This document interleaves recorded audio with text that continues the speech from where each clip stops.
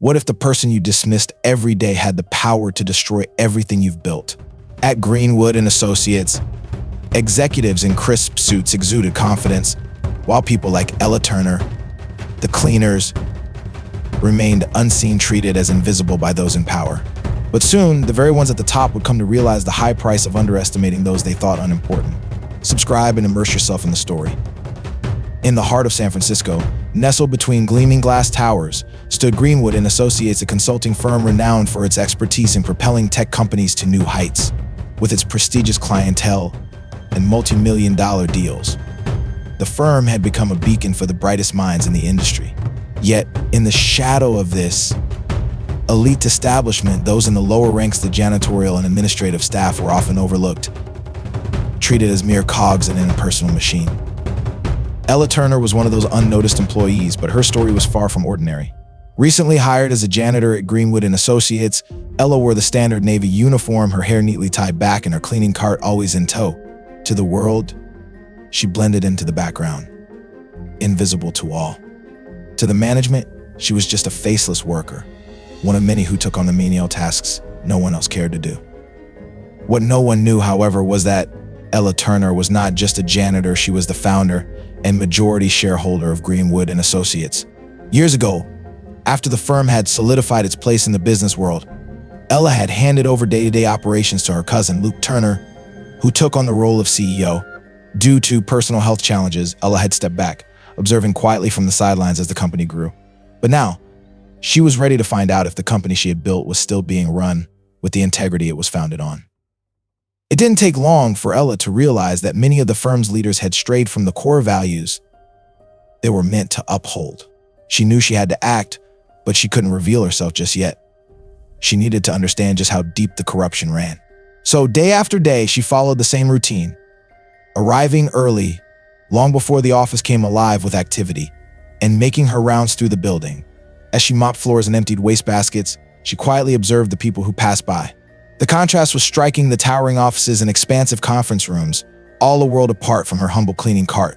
Yet, despite the stark difference, she remained invisible to those around her. Ella's attention, however, wasn't on the pristine floors or gleaming windows. Her eyes were focused on the people who walked through those polished halls. Her gaze often lingered on Liam Carter, the CEO of Greenwood and Associates, a man who carried an air of arrogance with every step. Tall, impeccably dressed, and radiating entitlement, Liam viewed everyone beneath him as insignificant.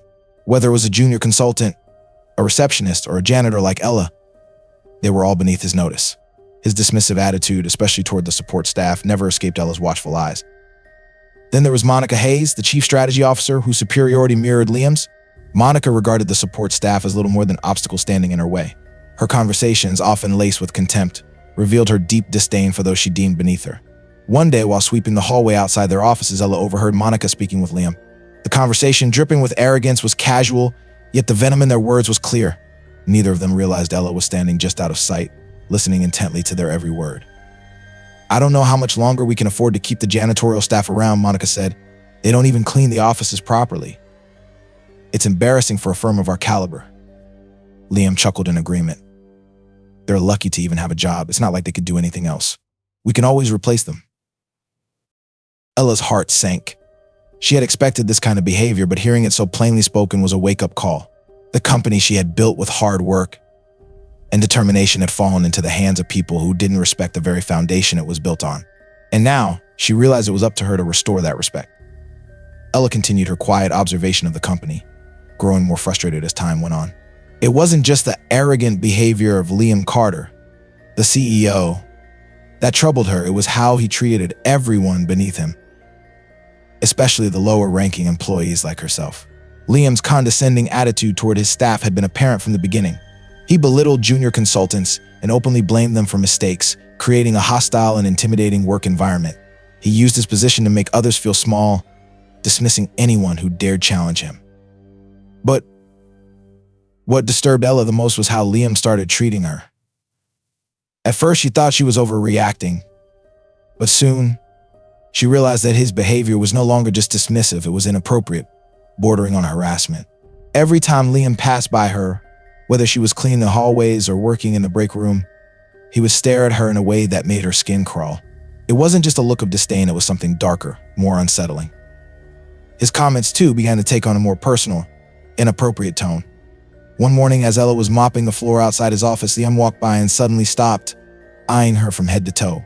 His smile was laced with arrogance, and he leaned closer to her, pointing at a spot on the floor she had already cleaned. "Hey, Ella," he said, his voice dripping with condescension. You could clean this place a bit better, especially when you're around someone as attractive as you." Ella froze, shocked by the suggestiveness in his tone. He wasn't just insulting her work, he was now crossing a line, turning it into something uncomfortable and personal. She forced a smile, trying to maintain her composure. "Sorry, Liam, I'll check it again," she said, keeping her voice steady despite the disgust she felt inside. But Liam wasn't done. He took another step closer, his eyes lingering on her with a predatory look. He continued, his voice lowered to a whisper. "Someone as pretty as you shouldn't be stuck cleaning. I could make sure you get a better position here, a more fitting one, if you just cooperate." Of course, Ella's heart raced, and for a moment she felt a surge of anger and humiliation. But she kept her face calm, not letting him see her discomfort. This was not just about cleaning floors anymore. Liam was using his position to manipulate her, trying to take advantage of the power he had over her. "I'm happy with my job, thank you," she said firmly, though inside she was seething. Liam smirked, clearly enjoying the power he held over her. He patted her on the shoulder in a way that felt more like a show of ownership than an act of kindness. Ella stood still, her teeth clenched, knowing she couldn't take this any longer. But she also knew she had to wait. The time for confrontation hadn't come yet, but it would soon. If you find these stories inspiring and they motivate you to take action, please comment 9. If not, comment 0. Your feedback means a lot to us. Thank you for your valuable time. Ella could only endure Liam's harassment for so long. Each day, his inappropriate comments grew bolder, and the feeling of powerlessness that came with his advances became unbearable. One evening after she finished cleaning the executive floors, Ella was preparing to leave when Liam approached her in the parking garage. The air was thick with tension as he blocked her way, standing too close.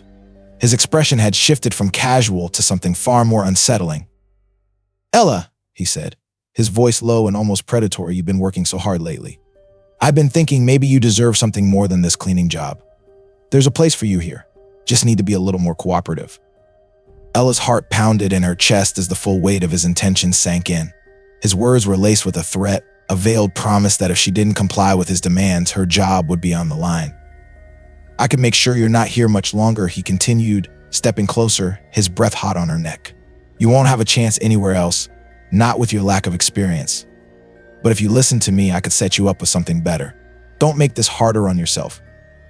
Her stomach churned with disgust, but Ella stood her ground, her eyes narrowing. This was the moment she had been waiting for, the moment to take action. Enough was enough.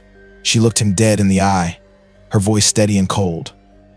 "Liam, if you keep this up, you'll regret it," she said, her words sharp and full of warning. Liam's face twisted with surprise. "What are you? You've crossed the line," she interrupted him, her voice unwavering. "And if you try this again, I'll make sure you never step foot in this building again." For a brief moment, Liam seemed taken aback, his confidence faltering. But Ella knew this was only the beginning. His intimidation, his threats, his attempts to use his power to control her, they had all gone too far. She wasn't going to play along any longer. With that, she turned on her heel, heading toward the elevator without another word. Ella knew the time for patience was over. It was time to show him, and the entire company, who she really was, and to take back control of what was rightfully hers.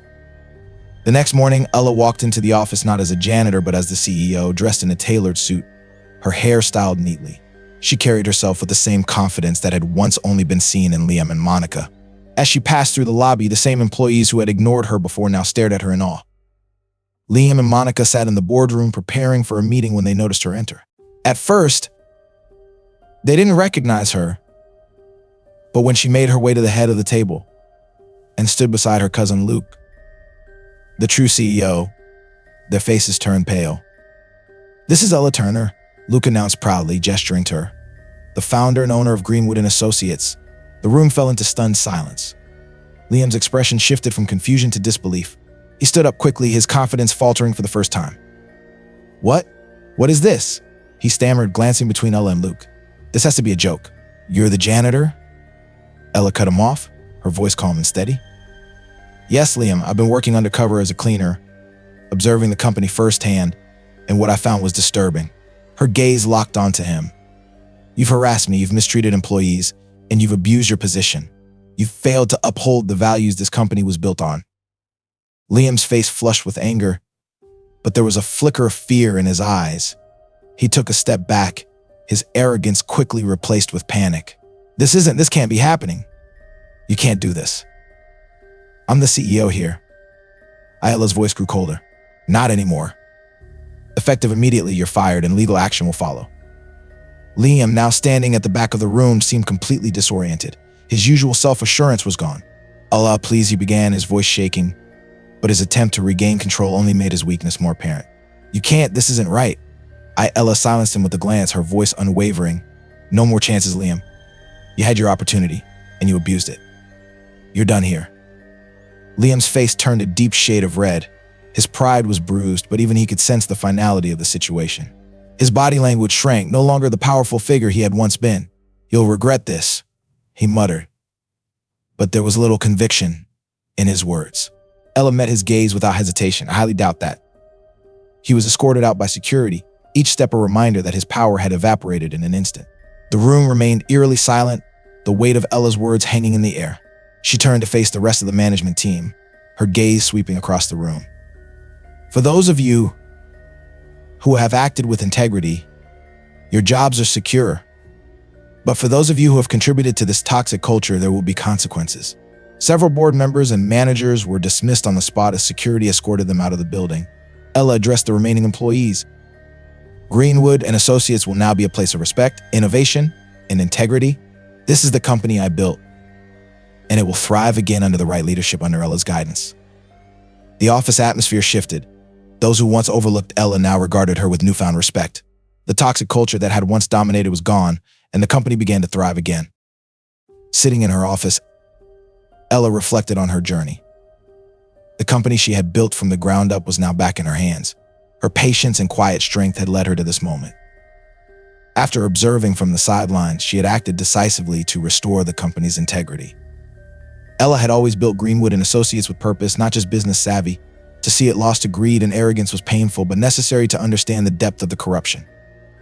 As she looked out over the San Francisco skyline, satisfaction filled her. The road ahead was challenging, but for the first time in years, she felt in control. The company would thrive under leadership that valued honesty, respect, and innovation. A message from Luke appeared. We're in this together. Ella, let's rebuild. Ella smiled, her resolve firm. The storm was over. And this time the company would flourish not just from profit, but from the right values. Karma, she thought with a rueful smile. It always finds its way back.